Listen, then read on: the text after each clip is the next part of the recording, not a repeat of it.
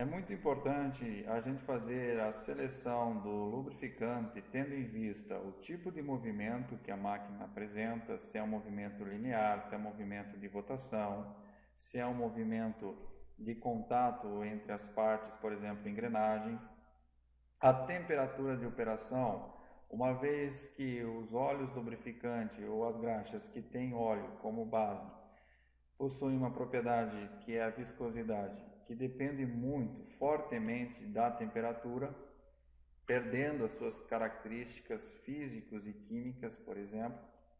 Então é muito importante saber qual que é a temperatura de operação da máquina, temperatura ambiente, no caso da seleção de alguns óleos, para que seja feito o acionamento, por exemplo, dessas máquinas, sem que haja perda ou desgaste durante o acionamento dessas máquinas. O ambiente operacional, uma vez que pode ter contaminação, pode ter água, pode ter umidade, e tudo isso interfere no sistema de lubrificação. A carga, cargas leves ou cargas muito altas. Para cargas leves se usa lubrificantes de menor viscosidade. Para cargas altas se usa lubrificantes de maior viscosidade. Mas há situações em que é importante se observar também a velocidade e a carga, pois para baixas velocidades se usam lubrificantes de maior viscosidade. Para altas velocidades se usa lubrificantes de menor viscosidade. Mas tudo isso depende também da característica do mancal, da forma, do tamanho, das folgas previstas e uma vinculação entre a velocidade, a carga e a temperatura que vai estar em operação.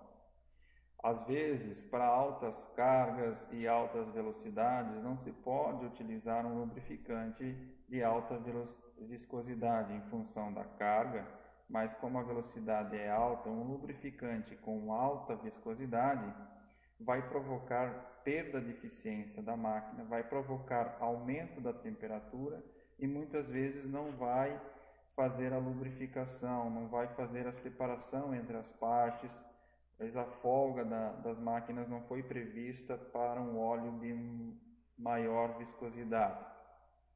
Então existem os aditivos nos lubrificantes, principalmente os lubrificantes de extrema pressão, os lubrificantes EP, que são para grandes cargas e grandes velocidades.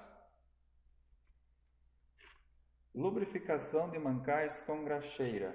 É muito importante se observar nas máquinas, principalmente as máquinas agrícolas, tratores, mancais e eixos. Eles possuem as graxeiras, onde aqui é importante se adicionar graxa. Então existem ferramentas manuais, as graxeiras menores, graxeiras que podem acomodar até 5 litros de graxa, graxeiras pneumáticas. Você abastece essa engraxadeira com uma quantidade de graxa, pressionando o êmbolo aqui, e depois fazendo uma pressão através dessa alavanca e conectando a extremidade da engraxadeira nas graxeiras, pressionando a alavanca, você vai adicionar uma quantidade de graxa. Existem em algumas situações um ponto onde você coloca a graxa e um ponto onde você observa a graxa saindo. Pode ser uma válvula, pode ser uma folga, e aí você faz uma substituição da graxa antiga pela graxa nova. Então você vai adicionando graxa até observar que na saída, em algum outro ponto, está saindo a graxa antiga até aparecer a graxa nova. Então você faz uma substituição da graxa, uma vez que essa graxa antiga pode conter impurezas, terra, poeira, umidade, ou perdeu as suas características, O óleo base já venceu, já perdeu as suas características físico e química. Nos manuais das máquinas são apresentados vários pontos de lubrificação dessa máquina. Então, antes de utilizar uma máquina, um trator, uma máquina agrícola, é importante fazer a lubrificação de todos esses pontos. Pontos de mancais, pontos de pino, pontos de articulação, pontos da suspensão, as juntas, no caso aqui as cruzetas, do sistema de tração no carro trator, os mancais, a lubrificação, né? Muito importante se preservar a lubrificação da máquina. A lubrificação com graxa, nesse caso, vai também manter isolado a peça para que não entre sujeira, facilitando a movimentação dessa peça. Você vai economizar, né? Vai ter economia, melhorar a eficiência da máquina, e a graxa vai também proteger as partes da máquina em relação à corrosão. Então é muito importante a lubrificação nos mancais, nos rolamentos. Uma vez não feita essa lubrificação de forma controlada, de forma programada, essas peças podem vir a falhar, quebra prematura das peças, trancar essas peças. Lubrificação dos mancais de deslizamento. Como a gente viu, existem os mancais que são de deslizamento, não tem rolamento, é apenas um eixo sobre uma bucha deslizando, no caso de uma forma rotacional, ou no caso aqui de um motor a combustão, na parte interna, os cilindros deslizando em contato com as paredes, né, da camisa que envolve os pistões. A maior parte da lubrificação nos motores a combustão é a partir da lubrificação hidrodinâmica, né, nos mancais de deslizamento. E a escolha de um óleo ou de uma graxa depende dos seguintes fatores para esses tipos de mancais: a geometria do mancal, a dimensão, o diâmetro, a folga entre o mancal e o eixo, a rotação do eixo, a carga no mancal, a temperatura de operação do mancal, condições ambientais, temperatura, umidade, poeira e contaminantes, e o método de aplicação. Por exemplo, aqui é uma unidade, né, de um mancal hidrodinâmico, onde existe uma bomba em específico, um reservatório específico para manter a quantidade de óleo, formando aqui uma película, um filme de óleo separando o eixo da parte interna do mancal. Todo esse mancal foi projetado em relação às dimensões, diâmetro e folga, e foi especificado um tipo de óleo, e principalmente em relação à sua viscosidade. E a gente sabe que a viscosidade, em função da temperatura, ela varia muito. Então, caso haja variação da temperatura, existe aí, foi colocado, por exemplo, um forno ao redor desse mancal que aumentou um pouco a temperatura de operação do mancal, é importante rever qual é a viscosidade necessária para aquele tipo de temperatura. Então vai ter que se trocar o óleo, por exemplo. No caso da diminuição da rotação, houve uma alteração na máquina que exigiu diminuir a rotação da máquina. Então é importante se rever também o fluido. O óleo, a sua viscosidade foi projetada para um tipo de carga e rotação no eixo. Uma vez diminuindo a rotação do eixo, pode ser que deve se alterar a viscosidade do óleo, aumentando essa viscosidade. Mas aumentando essa viscosidade, é importante se rever a folga dos mancais, e principalmente se não vai haver aquecimento desse mancal por conta dessa viscosidade maior do óleo. Então essas alterações que são feitas muitas vezes nas empresas, aumenta a rotação, diminui, sem se verificar a lubrificação consta no manual dessas máquinas, desses mancais, mas caso seja feita uma alteração da condição operacional dessa máquina, é importante também se rever qual o tipo de lubrificante. Nos motores a combustão, muito se fala do lubrificante, isso está nos manuais, e a lubrificação nos motores a combustão é uma lubrificação programada. Essa lubrificação ela é programada para 6 meses, dependendo do veículo, ou 10.000 quilômetros. Então existe uma troca programada do óleo lubrificante nos motores, seja por tempo ou seja por quilometragem. Mesmo que o seu veículo fique parado, né, não ande, depois de 6 meses, a maioria dos veículos exige a troca, né? A maioria dos fabricantes exige a troca do óleo lubrificante do motor. Por quê? Com o passar do tempo, o óleo também perde as suas propriedades, a viscosidade, perde as suas propriedades físico e químicas, suas principais características. Então é importante a substituição total do óleo e do sistema de filtro desse óleo, né? Porque dentro do filtro do óleo é onde vai conter as impurezas.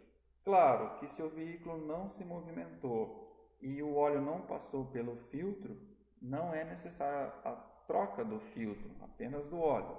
Mas é importante se verificar a condição de todo o sistema de lubrificação, para que se tenha o óleo correto especificado para cada tipo de motor, pois as folgas, a temperatura de trabalho, as dimensões, os canais de lubrificação foram projetados para um tipo de óleo específico. Além da viscosidade, existem os aditivos que também são características dos óleos e alguns fabricantes recomendam a utilização de um aditivo e dispensam a utilização de outros aditivos por conta de alguma peça, de algum material utilizado dentro do motor em que esse aditivo pode prejudicar. Então a escolha do óleo, na verdade, ela é a partir da informação do fabricante. É o fabricante que sabe o que pode ser utilizado lá dentro do motor, uma vez que ele conhece as peças lá dentro do motor. Muitas vezes a gente não sabe quais são os materiais empregados na fabricação, na construção do motor, as partes internas, então a gente também não sabe qual o aditivo que vai ser melhor para esse tipo de material, para aquele outro tipo de material, pois alguns aditivos podem deteriorar um material se ele não for específico para aquele tipo de situação. Então a lubrificação no motor a combustão, ela obedece sim uma manutenção programada, talvez é a manutenção que a gente mais está acostumado a fazer, mesmo não sendo da área de manutenção. Você tem um veículo, você vai ter que fazer essa substituição do óleo, principalmente pela quilometragem. Alguns fabricantes estabelecem uma quilometragem, vamos dizer, inicial 7.000 quilômetros, depois nos 15 ou de 10 em 10 mil quilômetros. Então a substituição do óleo é muito importante, o óleo e filtro de óleo. Mas como que acontece a lubrificação nos motores a combustão? Na parte inferior do motor a combustão existe um reservatório de óleo que é chamado cárter. Nesse cárter fica armazenado então boa parte do óleo. Então, quando o motor não está acionado, né, todo o óleo decanta nessa parte inferior do motor. Depois, em funcionamento, você coloca em funcionamento o motor através de uma bomba de óleo. Existe um sistema de sucção desse óleo dentro do cárter, chamado muitas vezes de pescador. Ele tem uma tela, que é já uma espécie de filtro, para não danificar a bomba. Esse óleo passa pela bomba de óleo e ele é bombeado para diversas partes do motor, principalmente as partes superiores do motor, alimentando diversos canais de lubrificação que tem dentro do motor. Além desses canais estarem presentes no bloco do motor, esses canais estão presentes nas peças. Por exemplo, no eixo virabrequim existem os canais, e existem os canais nas bielas, na parte das bronzinas. Esses canais direcionam o óleo para os mancais e para os eixos, principalmente o eixo came, né?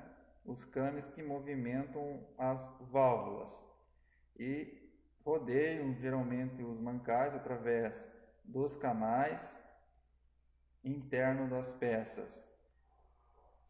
Depois que o eixo começa a operar, esse óleo começa a formar uma película e há formação então de um filme de óleo, separando as partes metálicas, e os eixos giram sobre uma película de óleo, diminuindo muito o coeficiente de atrito. E uma vez cessado o funcionamento dessas partes, o óleo acaba então descendo novamente para o cárter. É muito importante a gente fazer o controle, né, do nível de óleo. Então nos motores, na parte superior, existe a vareta de óleo. Então você retira essa vareta de óleo, limpa, né, essa vareta de óleo. Essa vareta de óleo ela vem lá de cima do motor e está aqui a sua extremidade ela acaba ficando aqui nessa parte do cárter aqui embaixo, do reservatório. E ela tem geralmente duas indicações, uma indicação de mínima quantidade de óleo e máxima quantidade de óleo. É importante então, na primeira vez que você retira essa vareta, limpar essa vareta com um pano limpo e colocar novamente essa vareta dentro do canal, né, onde ela é alojada, retirar essa vareta e verificar o nível. Então o óleo vai marcar o nível aqui. É muito importante manter um nível ideal do óleo. Se o motor estiver em funcionamento e você fizer a verificação do nível de óleo, boa parte do óleo estará nas partes móveis do motor, então vai indicar um nível menor. É muito importante fazer essa verificação do óleo logo pela manhã, antes de acionar o veículo, onde o óleo estaria todo ele colocado, todo ele aqui decantado na parte inferior do motor, no reservatório, no cárter. Uma vez fazendo essa verificação com a certeza de que o óleo está todo no cárter, você vai ter uma indicação correta. É importante também saber se o filtro de óleo vai armazenar uma quantidade de óleo, principalmente nas trocas. Lubrificação de rolamentos.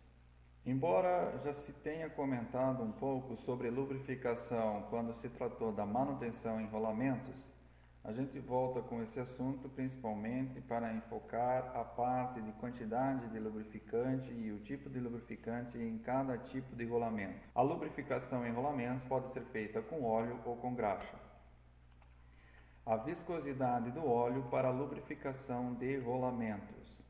Então, se você conhece o diâmetro médio do seu rolamento, que é calculado pelo diâmetro interno do rolamento, mais o diâmetro externo do seu rolamento dividido por 2 ou multiplicado por 0,5, e se você conhece a faixa de rotação que ele opera, pode ser determinada a partir dessa tabela a viscosidade requerida para o óleo na temperatura de operação da máquina.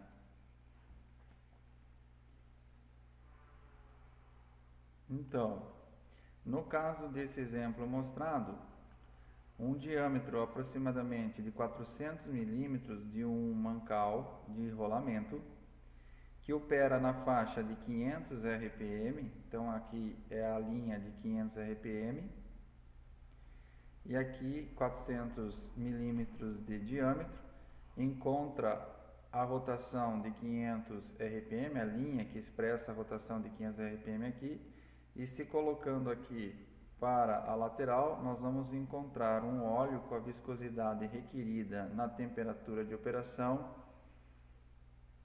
de 10 milímetros ao quadrado por segundo. Então, com essa informação, nós precisamos garantir que em tal temperatura, por exemplo, a 60 graus Celsius, o óleo tenha essa viscosidade de 10 milímetros por segundo. E aí a gente encontra nos ábacos, como foi mostrado anteriormente, qual o tipo de óleo que vai apresentar uma viscosidade de 10 milímetros ao quadrado por segundo para a temperatura de 60 graus. Lubrificação de rolamentos com graxa. Em mancais de fácil acesso, a caixa pode ser aberta para se renovar ou completar a graxa.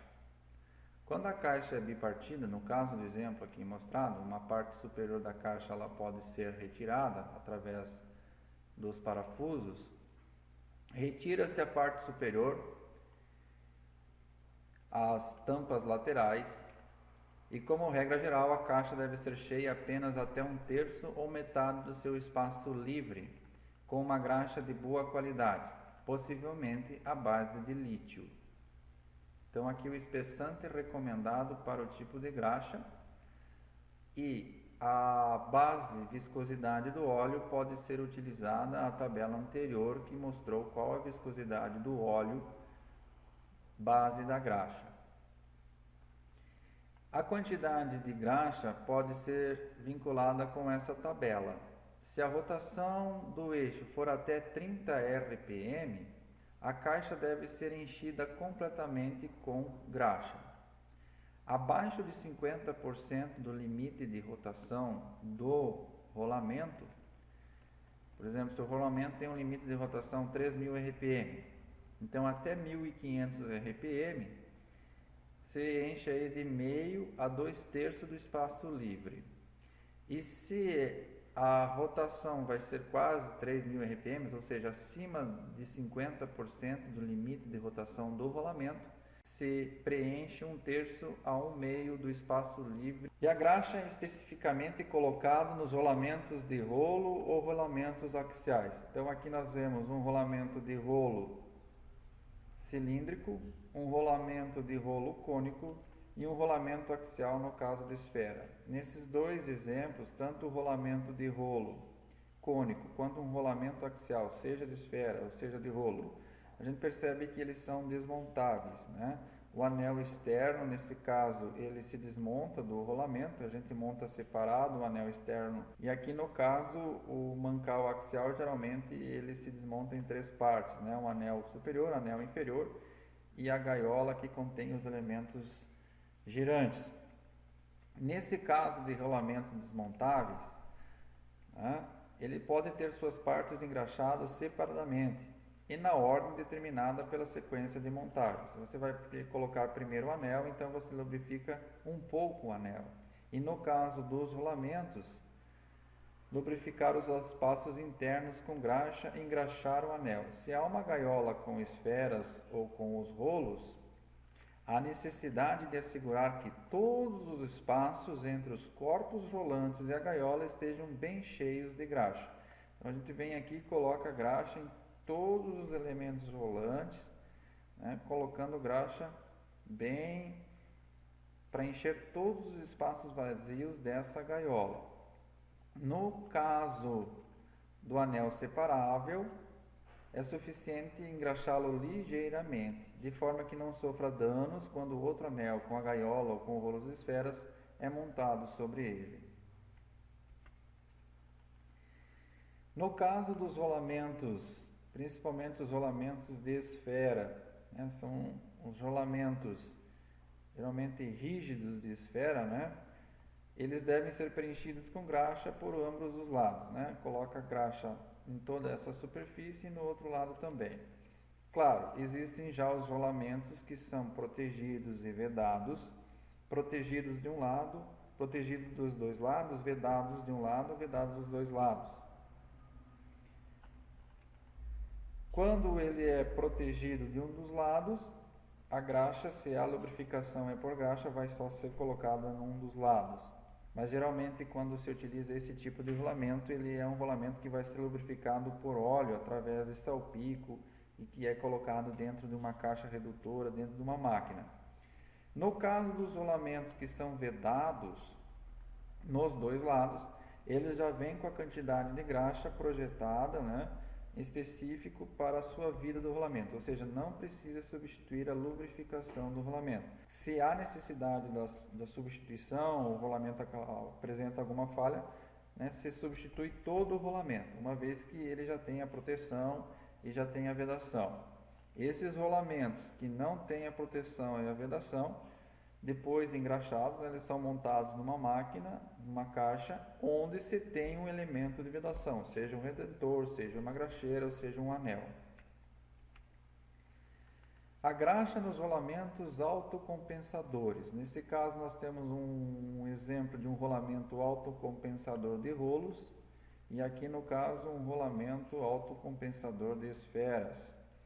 Ambos, é possível movimentar o rolamento sobre um anel externo, ele gira um pouquinho, então isso facilita a colocação de graxa em todos os elementos rolantes, preenchendo todo esse espaço que tem entre os rolos, entre a gaiola. Então é importante preencher todo o espaço do rolamento, aqui no caso das esferas também, colocando aqui a graxa em todos a circunferência, preenchendo todos os espaços da gaiola com os elementos rolantes. A quantidade de graxa em rolamentos. A princípio, somente a graxa contida no rolamento é que deve ser substituída. A quantidade de graxa nova deve ser adequada ao rolamento. A quantidade de graxa vem indicada nas instruções de lubrificação do equipamento, se elas existem. Se não existir, a quantidade poderá ser indicada pela forma G igual a 0,0005 vezes D vezes B, onde G é a quantidade de graxa em gramas. D é o diâmetro externo do rolamento, em milímetros, e B é a largura do rolamento, em milímetros. No caso de rolamentos axiais, é a altura do rolamento.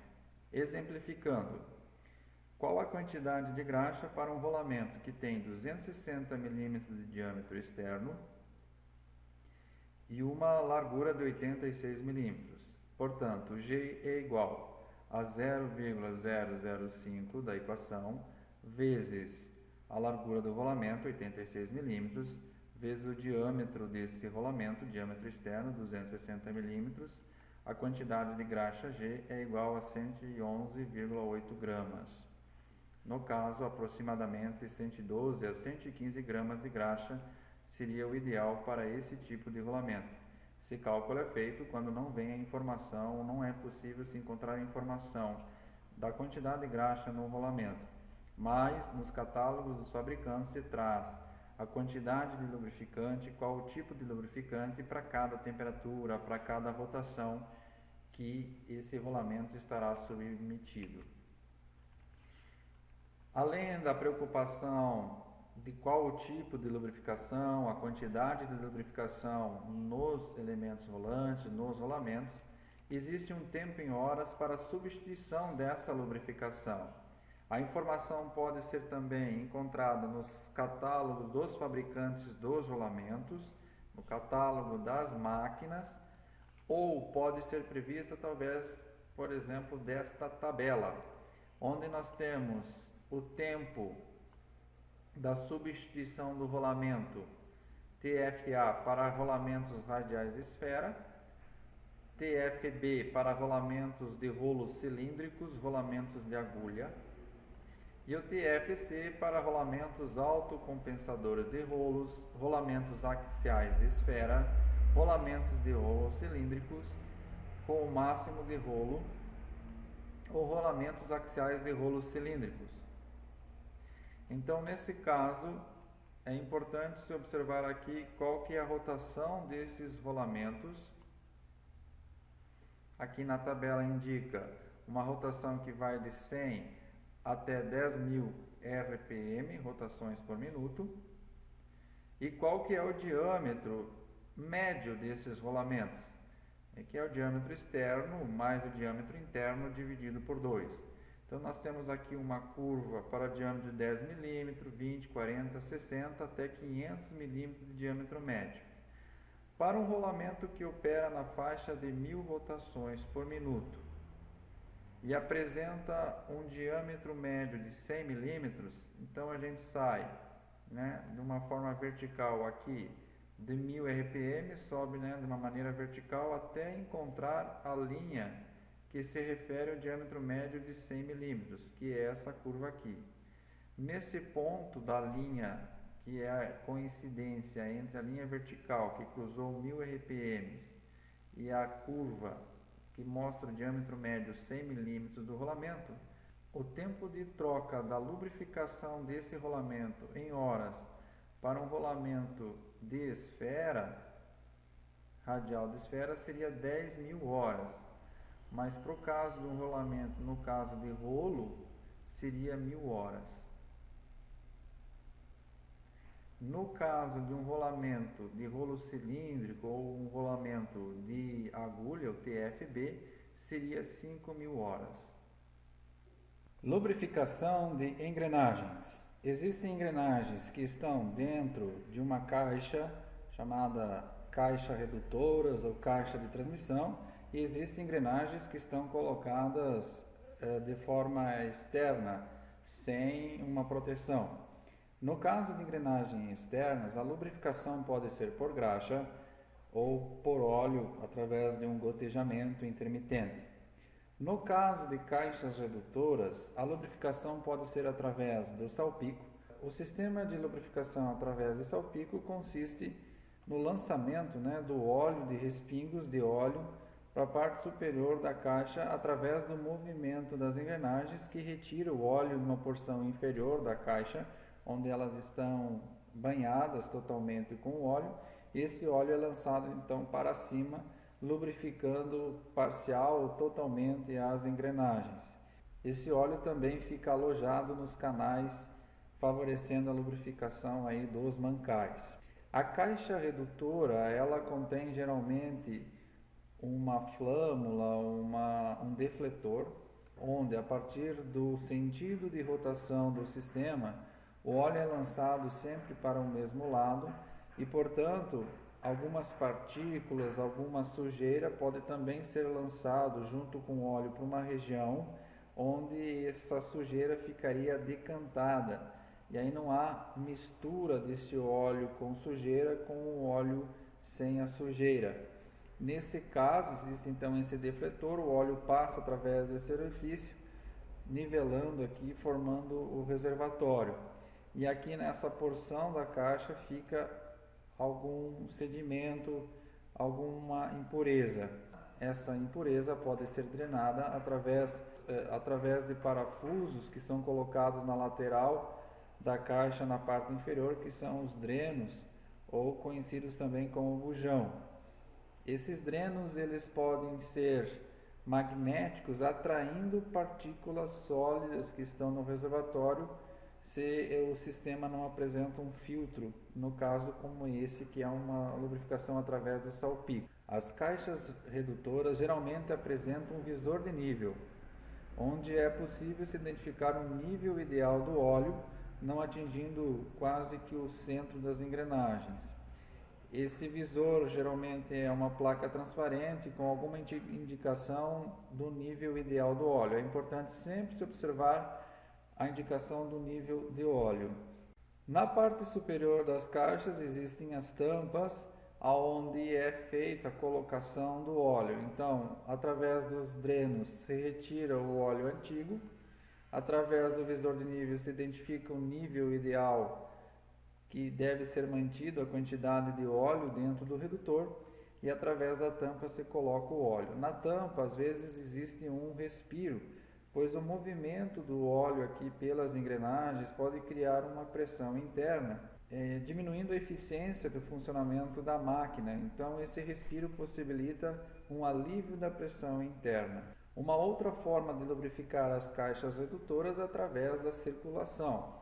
Nesse caso, existe uma bomba que vai fazer com que o óleo sugado de um reservatório através de um pescador, esse óleo então é bombeado para um filtro.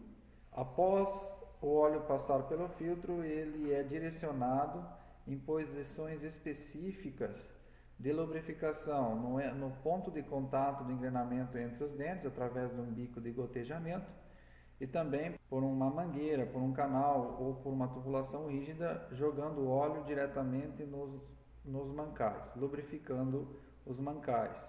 Esse óleo que goteja na parte inferior da caixa redutora volta para o reservatório. Nesse reservatório há a possibilidade de se ter um sistema de arrefecimento do óleo, de troca de calor, se caso há um aumento excessivo da temperatura durante esse processo de lubrificação. Óleos para motores. Existe uma classificação específica para óleos utilizados em motores de combustão. Essa classificação ela é reconhecida internacionalmente a partir da American Petroleum Institute, o Instituto Americano do Petróleo, a API, ou para nós a API. É uma classificação comercial e ela pode considerar óleos específicos para motores, inclusive para engrenagens do setor automotivo. Para motores de combustão interna, essa classificação apresenta pelo menos duas séries importantes. A série S, para motores com vela de ignição, e para motores diesel a série C. Então, com as letras iniciais S, já se define óleos específicos para motores do ciclo Otto que tem vela para ignição. Então, motores a gasolina, motores a etanol usam óleos da série S. Motores a diesel, óleos da série C. E existe a série TC para motores dois tempos. S é a letra inicial de Spark. Spark quer dizer centelha, quer dizer faísca. Então, no caso dos motores com vela, o processo de ignição, o início da combustão acontece através de uma centelha, através de uma faísca.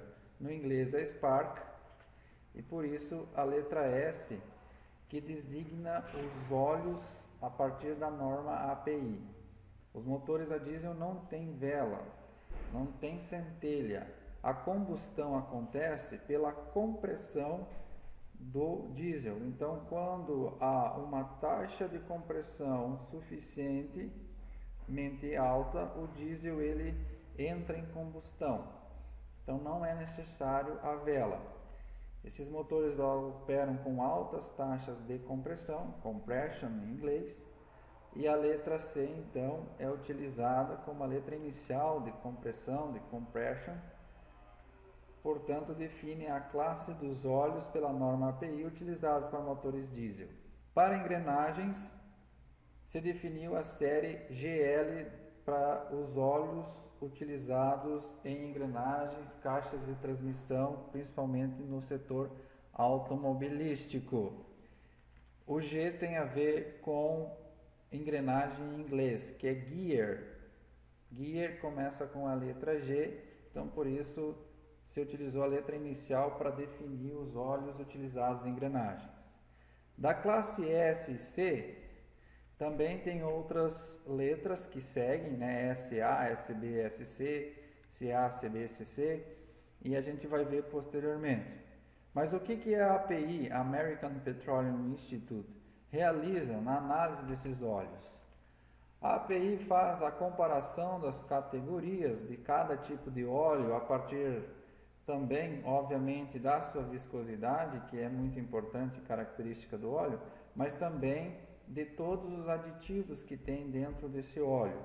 E vai definir, principalmente, qual é a participação desse óleo contra a oxidação, contra depósitos no motor, contra a ferrugem, contra a corrosão, contra um desgaste acentuado, contra um depósito no pistão, e estabilidade ao cisalhamento, né, relacionado principalmente com a viscosidade.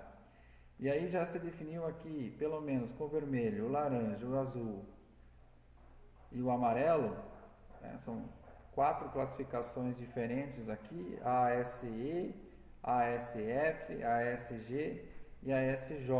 S para motores com ignição a vela, gasolina, etanol. Existe a classificação com a segunda letra E, F, G ou J.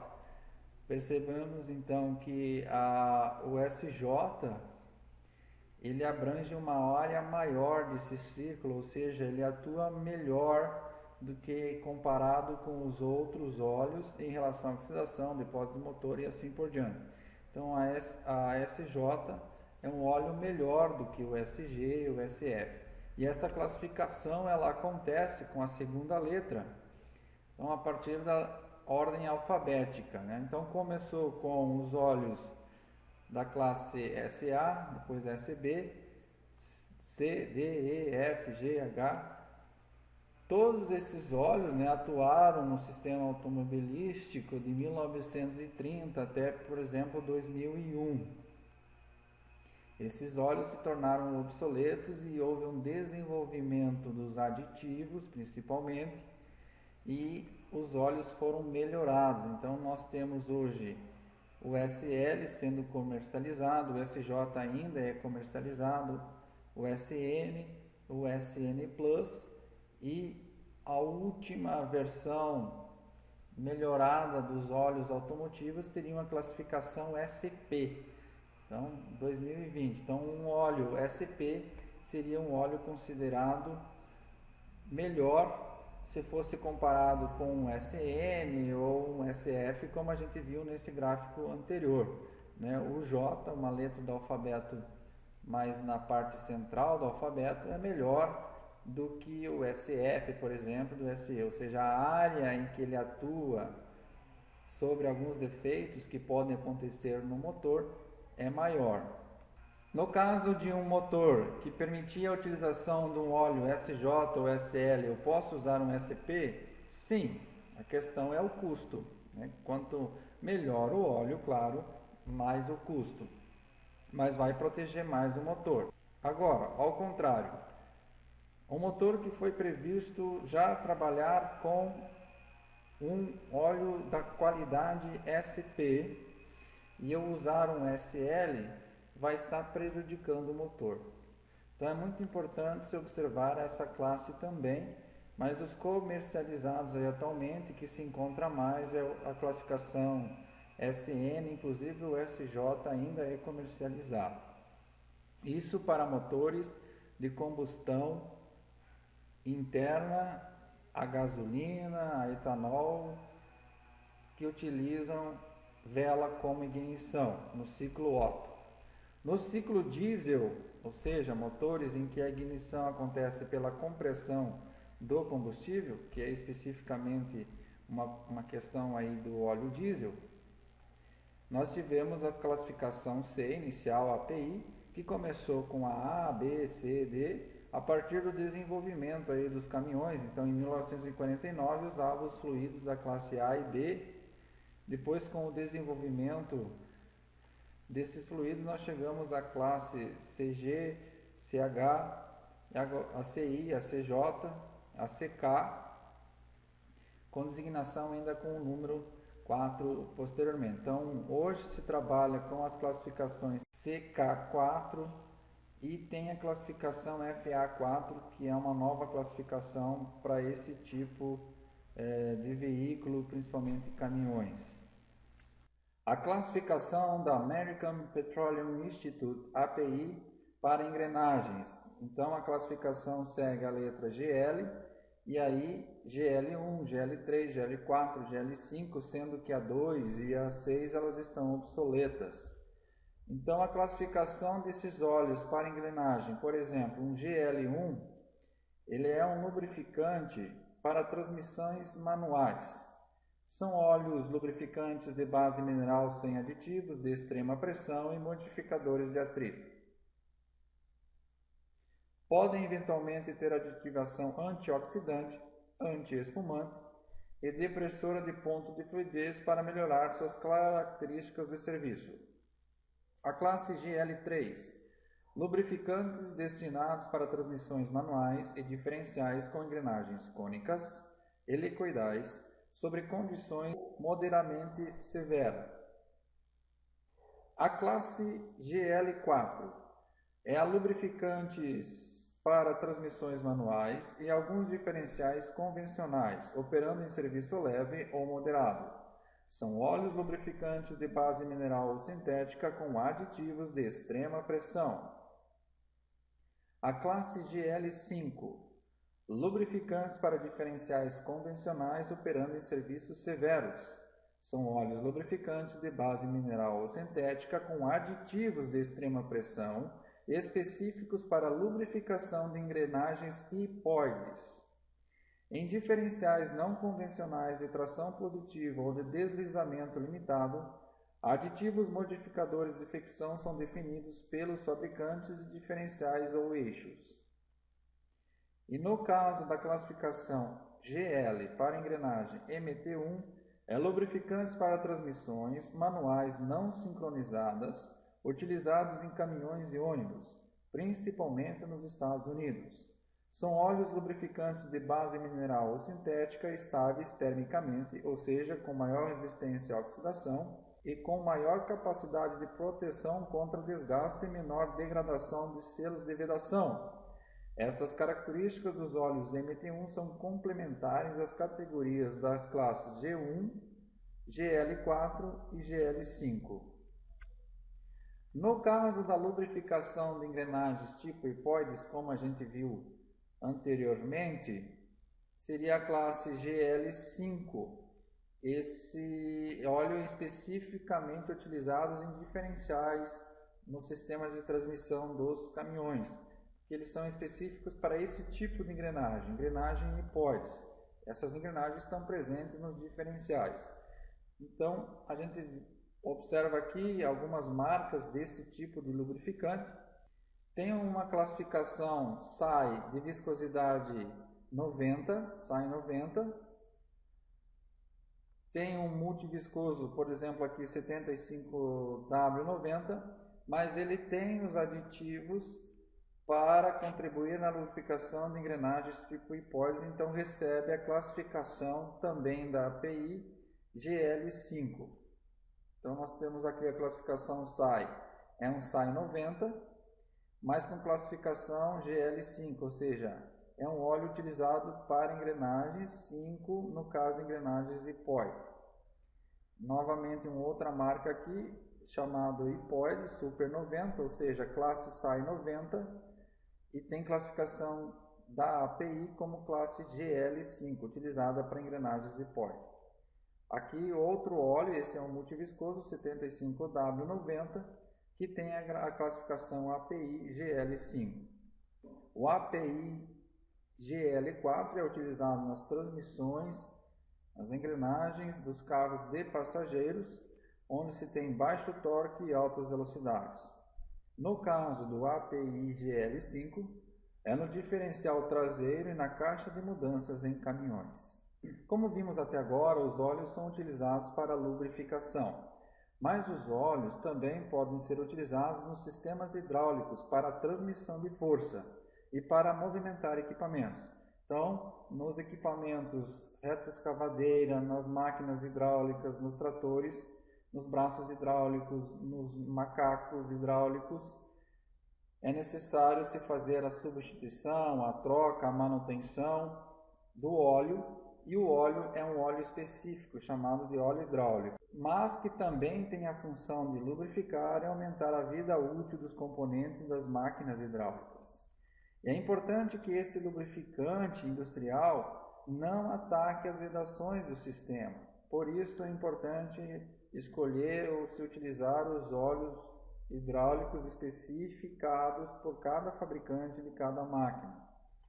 Mas esses óleos hidráulicos também apresentam aditivos, são os abaixadores de ponto de fluidez, o aditivo de extrema pressão, os inibidores de corrosão, os anti-espumantes, antioxidantes e detergentes. Os óleos hidráulicos mais utilizados são referentes às viscosidades classificadas a partir da norma ISO VG32, ISO VG46, o ISO VG68. Então é importante consultar também o manual para saber qual a viscosidade do óleo que deve ser colocada na máquina. E ainda, pode ser utilizado um ISO VG10, um ISO VG22, um ISO VG100 e um ISO VG150. Essa classe do ISO VG100 e 150 também pode ser utilizada na lubrificação dos compressores. Por isso é importante também a gente entender um pouquinho sobre os tipos de compressores, uma vez que, dependendo do tipo do compressor de ar, nós vamos ter um sistema de lubrificação diferente e um óleo diferente para ser usado. Então, os compressores são máquinas que comprimem principalmente o ar, o gás, e esse ar vai ser transferido através de uma linha, através de uma mangueira, para realizar diversos serviços. Pode ser um serviço de pintura, pode ser acionamento de uma máquina, pode ser um sistema de lubrificação, como a gente viu, transportar o óleo, pode ser também um sistema de refrigeração, onde vai comprimir um gás refrigerante. Existem dois grupos, a princípio, de compressores. os compressores volumétricos e os compressores dinâmicos. Os compressores volumétricos são aqueles que talvez a gente entenda um pouco mais, observe um pouco mais a mudança de volume que acontece durante a operação desse compressor.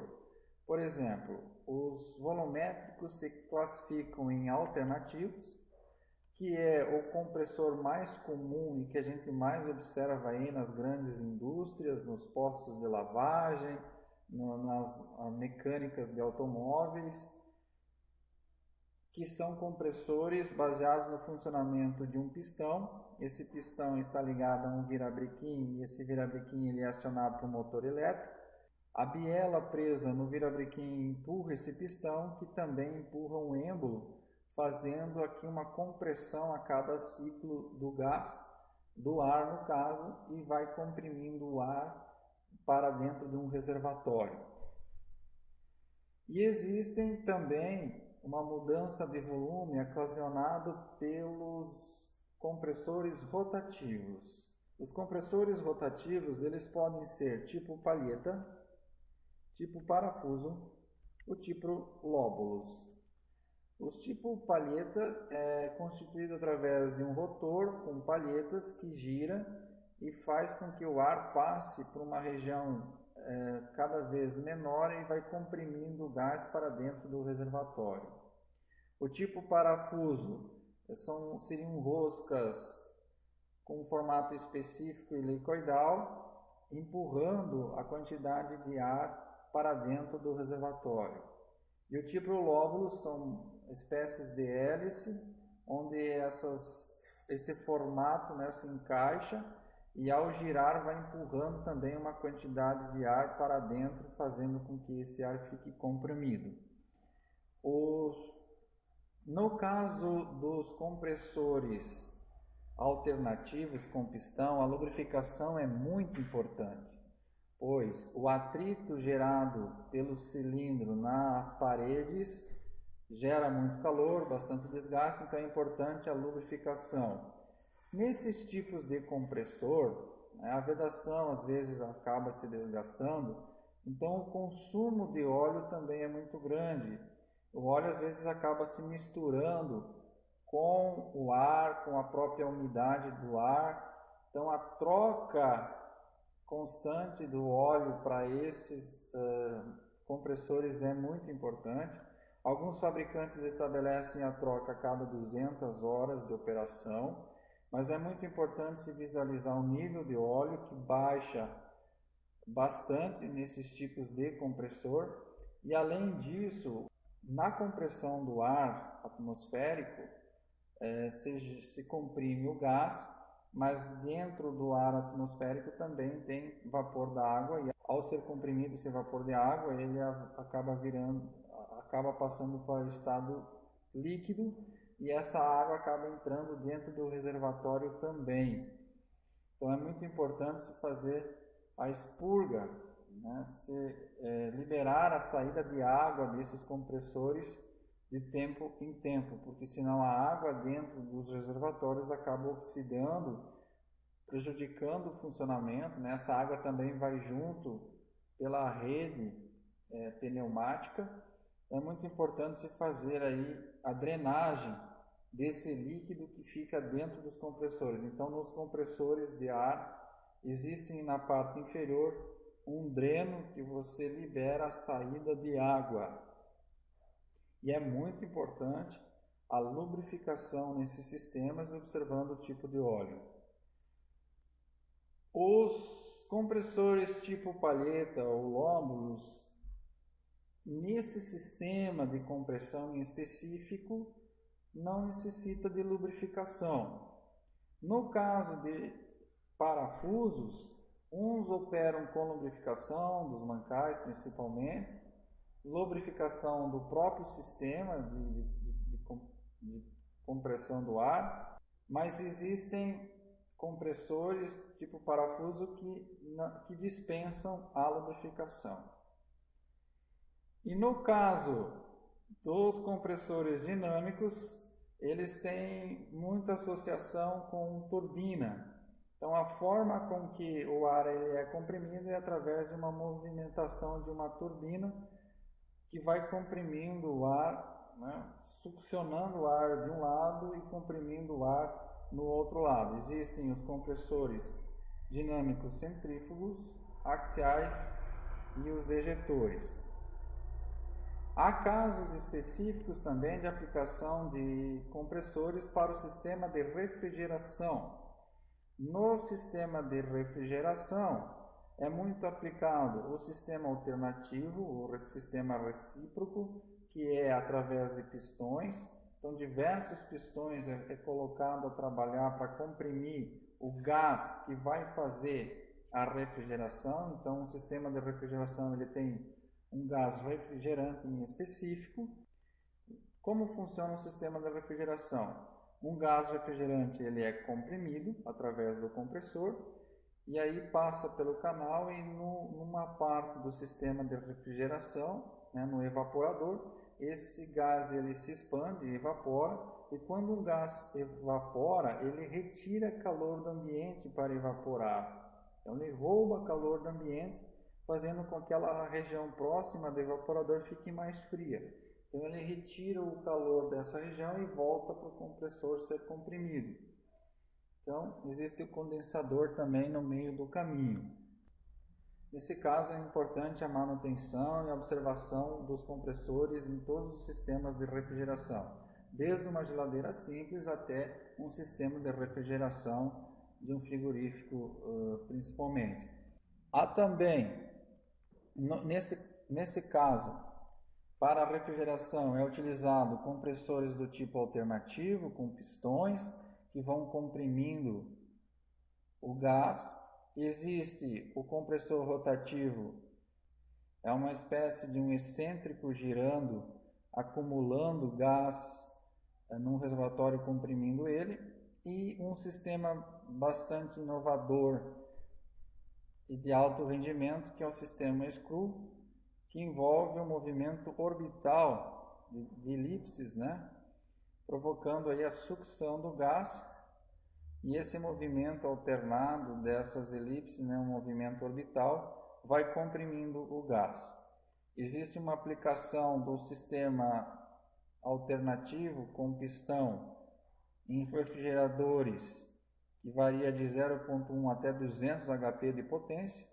O sistema rotativo com essa espécie de excêntrico girando, recomendado para potências de meio a 3 HP, e no caso de Screw até 2,5 HP.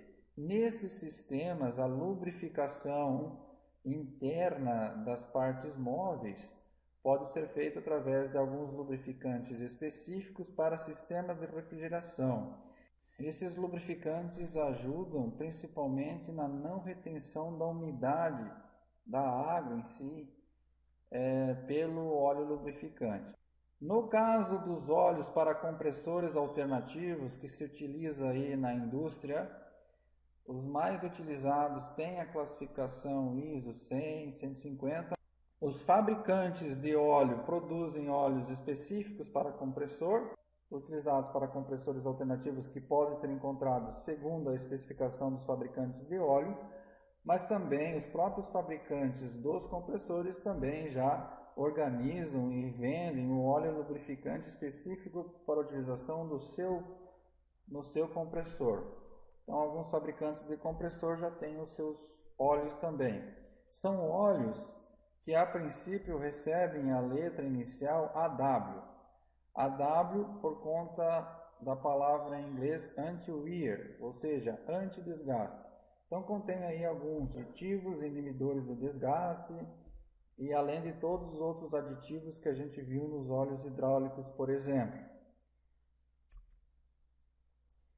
Os óleos para compressores rotativos também existem óleos específicos para esse tipo de compressor, principalmente parafuso. Aqui nós temos a ilustração de um óleo embalado pelo próprio fabricante do compressor, Schultz. Óleo lubrificante para compressores rotativos de parafuso, um recipiente para 4 litros, e um óleo, no caso, mineral 1000. Esse mineral 1000 quer dizer que é para 1000 horas de funcionamento. Mas a classificação desse óleo, segundo a norma ISO, é a ISO 46. No caso de compressores utilizados por dentistas, nos seus consultórios odontológicos, para movimentar as suas micro-retíficas, as suas microfuradeiras, os dentistas usam bastante o sistema pneumático também, acionando a cadeira do dentista, é acionado por sistema pneumático e muitas outras ferramentas. Nesse caso, os compressores eles são isentos de óleo por conta da contaminação que o óleo pode provocar no ar. A construção desses compressores é um pouco diferente dos compressores que precisam da lubrificação, e as peças internas, principalmente os anéis ali na parte de deslizamento entre o pistão e a camisa, possuem materiais de baixo coeficiente de atrito. Por exemplo, o Teflon. O Teflon é bastante utilizado na construção desses compressores odontológicos isentos de óleo. Existem outros fabricantes e geralmente esses compressores eles são pintados na cor branca, representando a questão de limpeza, a questão da não contaminação do ar pelo óleo. Falando em contaminação do ar pelo óleo do compressor, é muito importante a gente tomar cuidado sempre que vai utilizar o ar comprimido. Muitas vezes a gente usa o ar comprimido para fazer a limpeza de algumas peças e mesmo a limpeza da roupa. Então é importante não direcionar o fluxo de ar próximo da pele ou em alguma peça que vai ser utilizada posteriormente, vai se ter contato com essa peça, porque vai junto com o ar partículas de óleo. Falando dessa questão da contaminação do óleo, no caso no compressor, fazendo com que o ar receba uma pequena parcela do óleo que lubrifica o sistema, é muito importante a gente ter uma preocupação com o setor alimentício, com o setor farmacêutico. Então, as máquinas que estão nessas indústrias alimentícias, farmacêuticas, elas precisam ter um sistema de lubrificação diferenciado. Se eu ouvi falar das graxas brancas, uma associação da graxa, da cor branca, a gente viu aí no caso do compressor, é pintado na cor branca, se referindo aí a menos contaminação, isento de óleo. Mas não quer dizer que as graxas usadas das máquinas do setor alimentício vão ter essa cor branca. A graxa branca, inicialmente, ela é utilizada principalmente no setor automotivo. A gente viu lá atrás algum fabricante fazendo a graxa na cor branca. A graxa na cor branca, dependendo aí de sua base, que é o espessante, ela vai ter uma grande resistência à água e uma ótima aderência. Então não é porque a graxa é branca que ela pode ser utilizada no setor alimentício. Algumas graxas do setor alimentício, farmacêuticos, podem até apresentar a cor branca, mas não é que qualquer graxa que tenha a cor branca possa ser utilizada no setor alimentício, no setor farmacêutico. As graxas utilizadas nessas indústrias precisam receber o grau alimentício. Existem alguns tipos dessas graxas alimentícias, por exemplo, a Lubraequip AFV86. É uma graxa para múltiplas aplicações sujeitas a altas temperaturas sem ponto de gota. Temperatura de trabalho de menos 20 graus até 320 graus. Outras graxas variam de menos 70 graus até 150. Essa aqui de menos 20 graus até 170 graus. No primeiro exemplo de graxa de grau alimentício, indicada para múltiplas aplicações sujeitas a altas temperaturas, como lubrificação e manutenção de fornos em indústrias alimentícias e farmacêuticas, proteção e lubrificação de máquinas, ferramental e moldes. A outra graxa com base sintética, ideal resistente à lavagem por água ou solução, ideal para chopeiras e máquinas refrigerante. e uma outra graxa de base de ésteres sintético, que é indicada para proteção e lubrificação de máquinas, ferramental e moldes, impermeável, resistente à água, vapor, sucos de vegetais e frutas, cervejas e outras bebidas. Lubrificante de longa duração e de elevada eficiência e aderência. Possui boa estabilidade térmica e grande afinidade por superfícies metálicas. Conserva o torque de fixação, mesmo sob cargas elevadas. Armazenamento dos lubrificantes. Manter os tambores sempre deitados sobre ripas de madeira para evitar a corrosão, como ilustrado na imagem. Nunca empilhar os tambores sobre aterros de escórias, pois estas atacam seriamente as chapas de ácido que eles são feitos. Em cada extremidade de fila, os tambores devem ser firmemente escorados por calças de madeira. Os bujões devem ficar em fila horizontal. Então aqui a altura dos bujões sempre numa linha horizontal. As tampas, sempre na horizontal. Fazer inspeções periódicas para verificar se as marcas dos tambores continuam legíveis. Fazer inspeções periódicas para verificar se as marcas dos tambores continuam legíveis e descobrir qualquer vazamento. Se os tambores precisarem ficar na posição vertical, devem ser cobertos por um encerrado. Na falta do encerrado, coberto, o recurso é colocá-los ligeiramente inclinados, com o emprego de calças de madeira, de forma que se evite o acúmulo de água sobre qualquer um dos bujões. Além do armazenamento, é muito importante se ter o cuidado com o descarte dos lubrificantes. Inclusive, já há lubrificantes que são biodegradáveis, com aditivos que melhoram e contribuem com a não contaminação do meio ambiente. O óleo é um grande contaminante, principalmente da água, onde uma pequena porção de óleo é capaz de poluir, de contaminar milhares e milhares de litros de água. Então, o descarte do óleo deve ser muito bem planejado, em que existem empresas que recolhem a quantidade de óleo, não jogar o óleo pelas tubulações de esgoto.